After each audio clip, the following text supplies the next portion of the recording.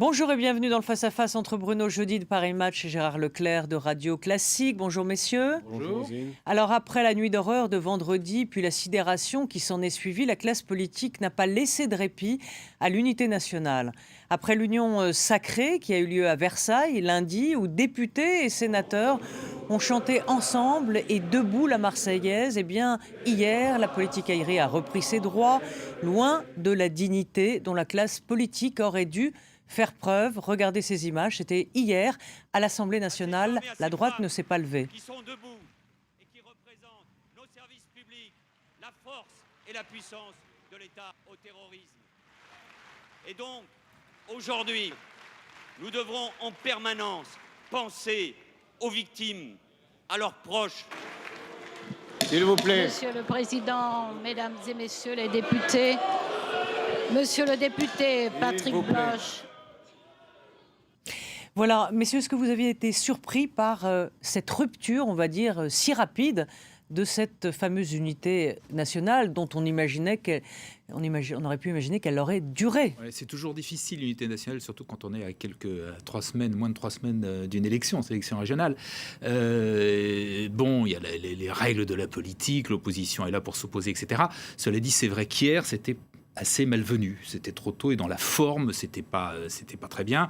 La droite avait envoyé au front quand même à la fois Christian Estrosi, Laurent Wauquiez, Philippe Meunier, c'est-à-dire ceux qui sont quand même sur la ligne la plus dure. Alors on dit que Nicolas Sarkozy les avait un peu remontés, ayant trouvé qu'à Versailles on avait trop versé dans le consensus. Je sais pas si c'est vrai.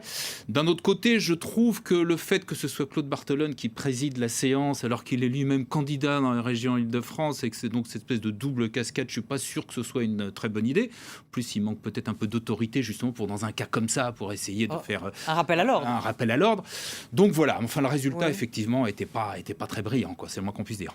Vous pensez la même chose Tout à fait. Moi, je pense que lundi, il y a eu effectivement l'unité nationale au Congrès et c'était le lieu et le moment de le faire parce que le président de la République a pris la parole et qu'à la fin de cette prise de parole, les députés se sont levés, ont chanté, les sénateurs se sont levés, ont chanté la Marseillaise, comme vous le disiez. Après, on ne va pas faire une unité nationale de façade. La politique reprend ses droits, la démocratie ne s'arrête pas et ce serait justement faire un beau cadeau aux terroristes que la politique s'arrête. Je suis d'accord qu'ils ne se lèvent pas hier, c'est peut-être... Ça fait des images, les Français n'aiment pas tellement. Mais bon, en même temps, l'opposition a le droit de demander des comptes à la majorité, parce que depuis 10 mois, il y a quand même eu des problèmes, et on voit bien qu'un certain nombre de questions doivent être posées. Alors, est-ce qu'il faut envoyer les durs, comme vient de le dire Gérard? J'en sais rien, mais c'est pas ça qui est important. Ce qui est important, c'est l'efficacité des mesures, comment on fait, quelles mesures on prend pour que ça se reproduise pas, et pourquoi ça s'est reproduit alors qu'il y a 300 jours, on était dans la même situation. C'est ça qui est... J'entends bien, mais alors dans ce cas, si j'écoute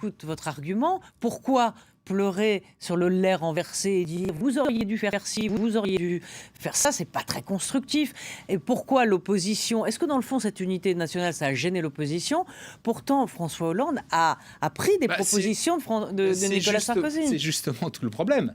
Oui. C'est qu'il a clairement quasiment repris toutes les propositions qui avaient et même du FN par l'opposition, par Nicolas Sarkozy, etc. Donc c'est ce qu'on appelle un peu la triangulation. C'est-à-dire que vous prenez les arguments la politique de l'adversaire, de votre adversaire, et l'adversaire se retrouve un petit peu dans une situation difficile, Oui, non mais Gérard, je suis d'accord. D'ailleurs, François Fillon a eu cette formule qui était, à mon avis, peut-être la plus juste dans tout ce qu'on a pu entendre, à savoir que la plupart des propositions étaient effectivement contenues dans des amendements que la droite avait, dans une proposition de loi que la droite avait déposée en avril et que la gauche avait refusé de voter.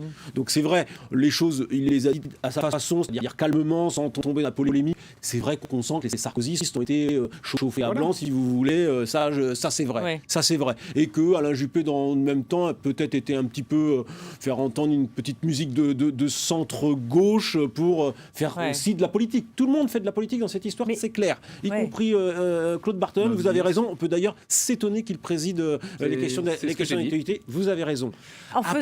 C'est vrai. Pourquoi ils n'ont pas voté les propositions de loi au mois d'avril, puisqu'aujourd'hui ils les reprennent. Donc les gens comprennent plus ça. Les gens comprennent plus ces petits jeux politiques. Mais alors donc, vous avez raison, la gauche fait de la triangulation, mais surtout, la gauche sécuritaire a pris le pas sur la gauche idéologique. C'est du jamais vu. C'est la ligne valse. C'est les circonstances qui... C'est très clair, mais les circonstances sont quand même tout à fait on n'aurait exceptionnelles. jamais imaginé que... Oui. Et là, à l'évidence, il y a eu sinon un virage, en tout cas une inflexion très forte du président de la République, d'une part sur sa politique étrangère, puisque maintenant, clairement, c'est Daesh qui est l'ennemi prioritaire et non plus un peu sur le même plan Daesh et Assad, et puis sur toutes les mesures sécuritaires qu'il a annoncées hier, qui sont, je le redis, les mesures qui avaient été proposées, du moins largement, par l'opposition. C'est un virage très important. Ce sont les inflexions majeures que réclamait Nicolas Sarkozy, puisque l'expression samedi matin, c'était ça. Il faut des inflexions majeures. C'est vrai, il a raison. Sur la politique étrangère, clairement, François Hollande fait du réalisme, j'allais dire enfin, puisque c'est vrai qu'à un moment, si on peut arriver à avoir une coalition unique avec les Russes et les Américains et les Français, qui sont les seuls quand même à prendre le problème à bras-le-corps, parce que les Européens n'existent pas, ils comptent pas, l'Allemagne, c'est pas... Bruxelles n'a trop rien dit sur le pacte de stabilité. Là, c'est une inflexion majeure en politique étrangère, et en politique intérieure, c'est vrai qu'il fait avaler à la gauche des mesures. Ça paraît incroyable. Alors justement... Le détail des mesures, c'est exactement ce que la gauche conteste depuis toujours. Oui, et sur cette réforme, cette révision de la Constitution, et notamment scindée, je crois, vous me dites si je me trompe, cet article 16 qui donne les pleins pouvoirs au président de la République et l'article 36 sur le pouvoir de l'armée qui prend le pas. Est-ce qu'il y avait réellement besoin de cette révision constitutionnelle ? C'est la vraie question. Bon, d'une part, c'est quand même assez habile de prendre une proposition qui est celle du comité Balladur, donc de Balladur, qui lui-même, là encore, c'est plutôt pas mal joué. Cette proposition. Alors sur le fond, moi je suis très prudent parce que je crois que les juristes eux-mêmes en débattent, donc c'est assez compliqué. À première vue, il y a un certain nombre de choses que proposait l'opposition, qu'a repris François Hollande, notamment sur la déchéance, notamment sur le droit d'interdiction du retour de gens qui sont partis faire le djihad, sur le bracelet électronique pour ceux qui sont... Conseil d'État qui sont surveillés. Voilà, sur toutes ces questions-là, à première vue, certains disent qu'il faut changer la Constitution pour ça. Bouger donc un article, l'article 36. Alors c'est tout le débat qu'il va y avoir. Est-ce qu'effectivement on serait obligé de le faire ou non ? C'est un débat, j'avoue que là-dessus je suis prudent parce que je ne suis pas constitutionnaliste. Oui. Bruno. Moi, je suis toujours un peu dubitatif sur une réponse comme ça. L'opinion, elle se dit il faut bouger la Constitution pour pouvoir neutraliser ces terroristes. Parce que qu'est-ce que ça... concrètement, ce serait quoi l'article 16 et 36, par exemple ? Non, mais clairement... D'abord, il faut observer que le président est resté assez flou sur les contours exacts de cette révision constitutionnelle. Il veut engager une procédure de révision constitutionnelle.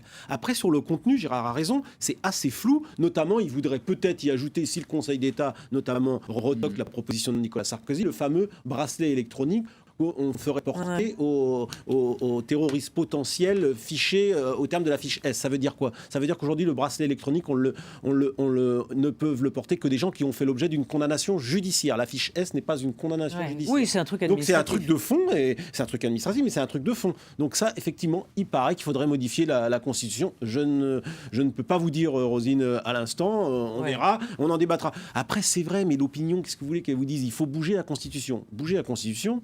Vous savez bien combien de temps ça va mettre ? 6 mois à 1 an. Donc c'est quelque chose...